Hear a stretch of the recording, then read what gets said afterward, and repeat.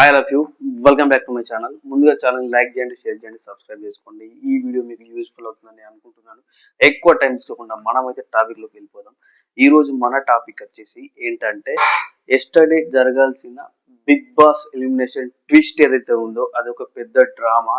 ఎందుకంటే కావాలనే అంటే జనాల ఓట్లకు మరొకసారి వాల్యూ లేదని ఈసారి మళ్ళీ అర్థమైంది.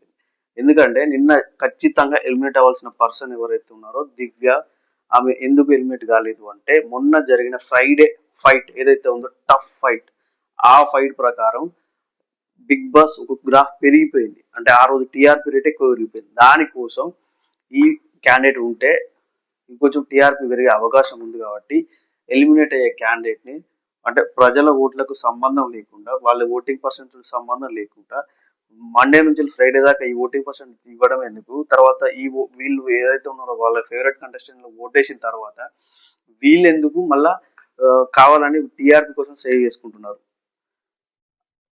ఇళ్ళ మొన్న ట్విస్ట్ ఏంటంటే ఏం లేదు, వాళ్ళ ఇద్దరి మధ్యలో గొడవ జరిగింది మొన్న ఫైట్ ఫ్రైడే రోజు. ఎవరికి దివ్య గురించి తనకు ఆ గొడవ వల్ల టీఆర్పీ రేట్ పెరిగింది. అది కంటిన్యూ చేయడానికి కావాలనే దివ్య అనే పర్సన్ ఎవరైతే కంటెస్టెంట్ ఉన్నారో ఆమెను బిగ్ బాస్ హౌస్ లో ఉంచారు. దీనికి సంజనాకి లింక్ ఏంటంటే, సంజనాను కావాలనే లాస్ట్ దాకా తీసుకొచ్చి ఇమాన్యుల్ ఖచ్చితంగా ఆ పవర్ అస్త్ర తన కోసం వాడతాడు కాబట్టి అక్కడ తీసుకొచ్చి కావాలనే సంజన ఓటింగ్ పర్సెంటేజ్ అంత తక్కువ లేదు నిజానికి. కానీ చివరికి టూ అంటే ఇద్దరిలో ఎవరు విక్ట్ అవుతారన్న కాడ తీసుకొచ్చి ఓటింగ్ పర్సెంటేజ్ ని కావాలనే సంజన గారు ఓటింగ్ పర్సెంటేజ్ తగ్గించారు.